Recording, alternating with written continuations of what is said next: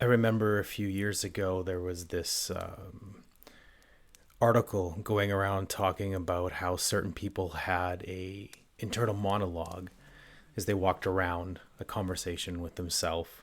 And there was this realization that not everybody had that. I remember my wife asking me about it, and I wasn't quite sure if it was something that I had because I work through thoughts all the time in my head, but I'm not narrating my existence, if that makes sense. I think there was something in this that relates to what I want to talk about a little today. And I have a few questions for you as a preface to an experience I had this weekend, which I thought would be a fun story to share. So, in that line of thought, have you ever held back on a thought or an idea, or maybe even an opportunity because you were worried what people might think? Or have you been so wrapped up in your head that you were fully self conscious that you failed to experience a potential moment of joy?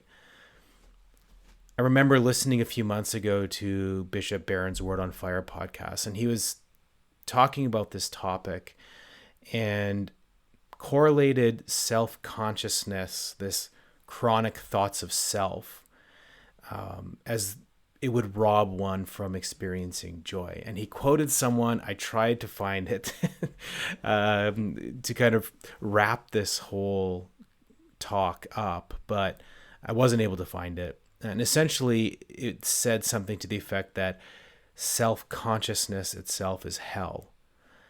And being free of it allows you to look outward to opportunity and ultimately experiencing awe and joy.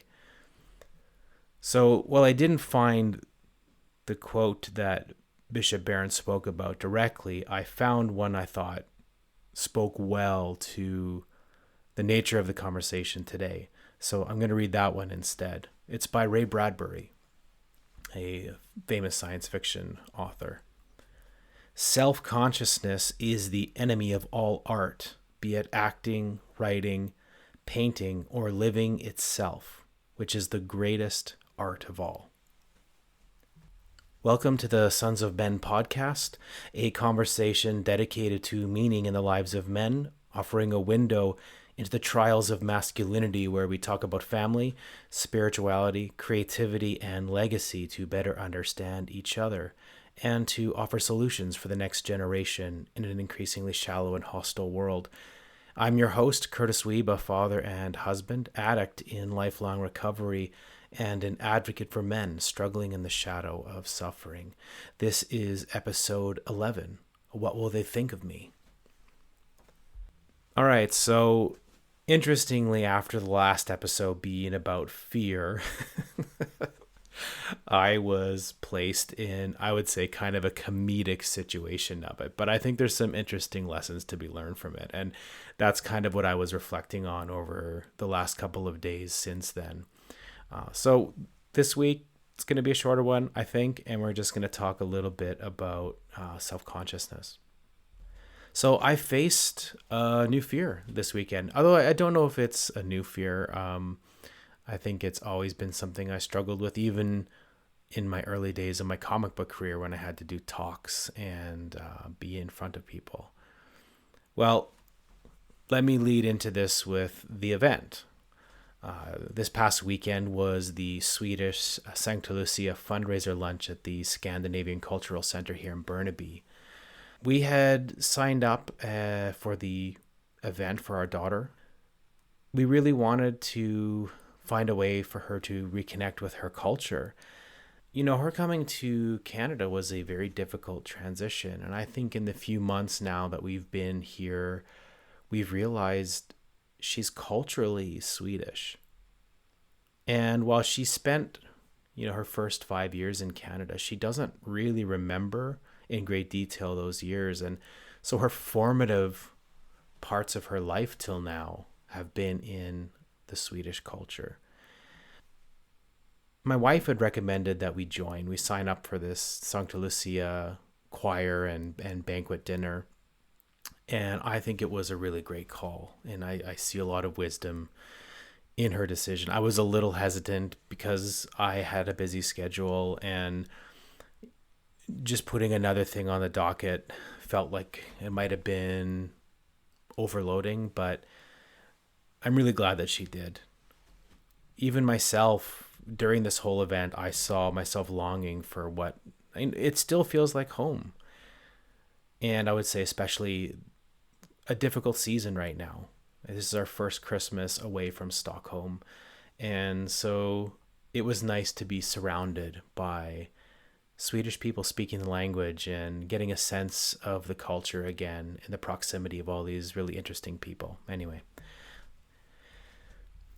so I arrived on the Saturday to drop off my daughter, and my volunteer time started later in the afternoon. So I didn't have to start till 3. I was volunteering in the kitchen.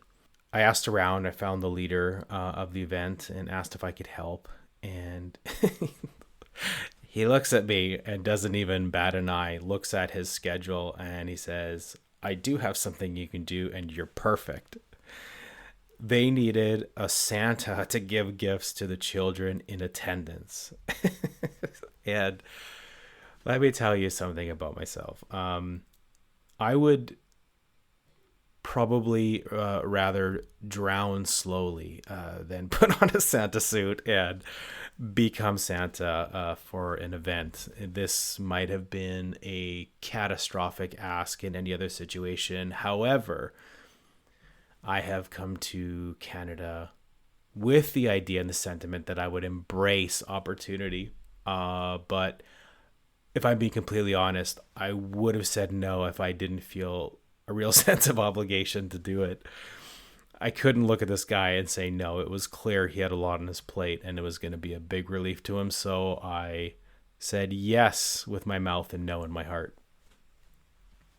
And that was around 10 o'clock in the morning, and I had roughly 5 hours before this would kick off. And they gave me a little information. It was a very hectic day, but I sat there in worry and just awkwardness about thinking about me doing this and total nervousness. And I remember thinking, because there was another, one of the choir members, he was like a 17-year-old guy, really in good shape and, tall and lean. And he was wearing it for the performance. And then after the performance, we would swap.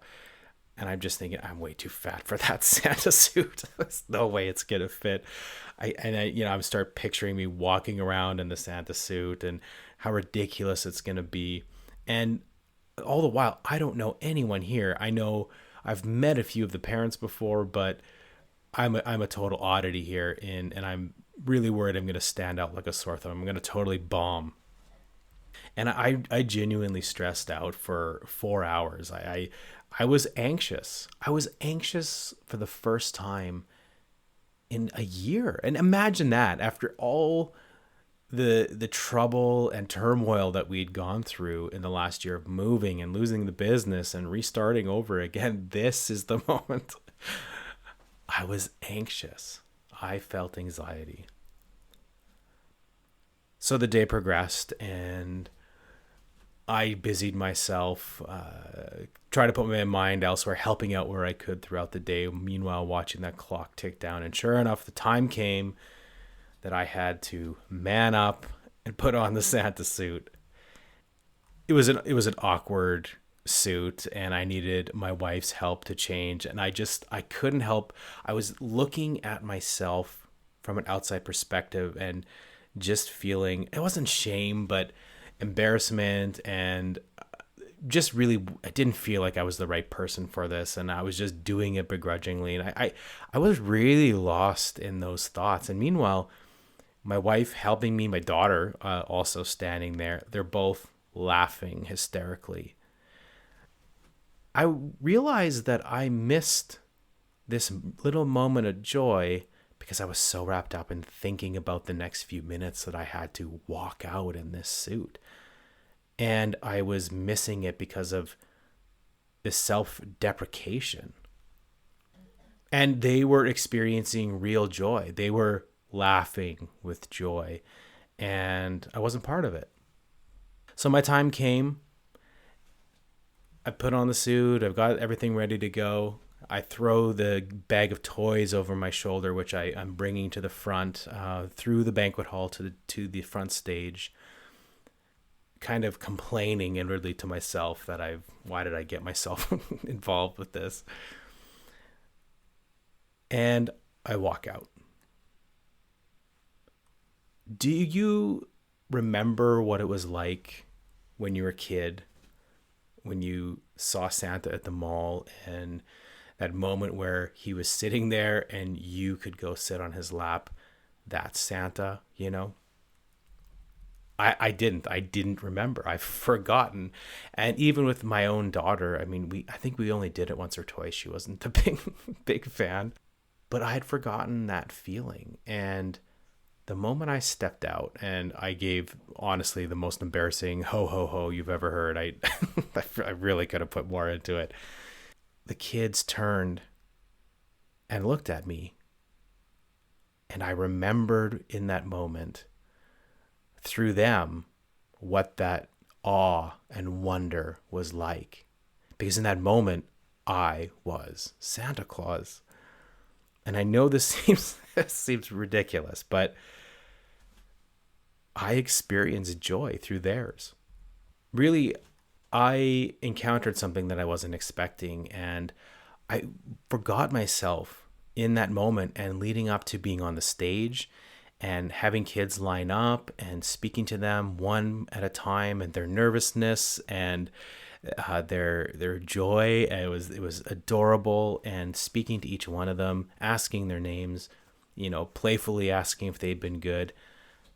It was wonderful. It was a wonderful moment, and I'm so glad in retrospect that I did it. And it actually has encouraged me to do it again next year, but this time maybe not so self-aware, because being self-conscious and getting wrapped up in my head, I missed all of these little moments, these build-ups, and that kind of final result of something so simple. I think that's a great lesson, especially as we go into this holiday season, that we're getting wrapped up in what others think or in our own thoughts of our self-worth, that we miss these opportunities for joy. And I've mentioned this before previously, but I think in this particular way, it's just a little bit of a different spin on it. And recognizing it in myself, I wanted to share with you that maybe it's something that's been holding you back: self-awareness, self-consciousness, a lack of confidence. What will people think? I just want this to be a reminder to not get caught up in yourself, that you miss out on opportunities for joy. Please stop obsessing about what others think.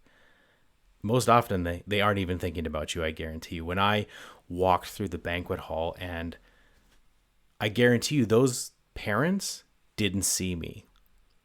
They saw their children seeing Santa and the wonder and awe in their eyes. So, like I said, this one's short and sweet.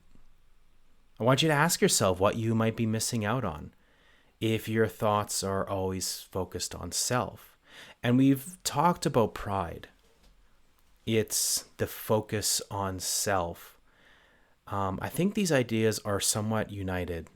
I think this is another form of pride, of endless obsession of self, but in a negative light. Constantly thinking, I'm not good enough for this, and you're the one who's judging that value, holding yourself back from maybe something greater that you should be doing. Do yourself a favor. Look outward. Experience joy by being completely caught up in the moment. In a recent homily by the father at my parish, he talked about how Christ told us to be like children. This is, I imagine, one of the ways he meant. Children aren't self-conscious, at least not in their younger years. They look outward with delight and joy at the newness of things. And it does take practice, but we can get there too. And so this holiday season, I asked you to do the same, because we can experience all these small moments of joy if we don't get so caught up in thoughts of self. Well, we've made it to episode 11 and we are entering into the Christmas season. I'll be taking a break for holidays. I'm going to take 2 full weeks off and I will be back with a new episode on January 7th. I really hope that this is a wonderful time for you and your family. I know some people really struggle with this holiday. It can bring back old memories and old pain.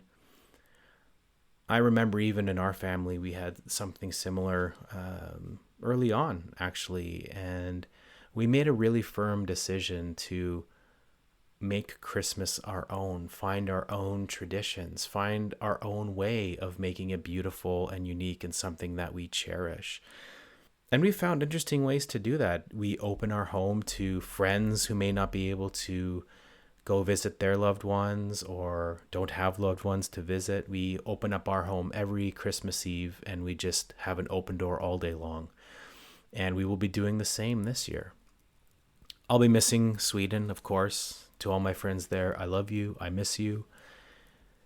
But we're going to make a real go of it here this year. So I encourage you to find someone to enjoy this holiday with if you don't have family or you don't want to be with family. I think you can take a lot of the lessons that I've talked about here and the experiences I've gone through. We have the ability to make our lives what we want them to be. We are not victims of circumstance. We are strong, and we have people around us to piece together a life as defined by what we want. So wrap up this year, 2024, with courage and strength. Prepare yourselves for the year to come, but it's just a continued journey with a different number. And we're all in this together. Don't forget that. Happy holidays, Merry Christmas, and until January, God bless.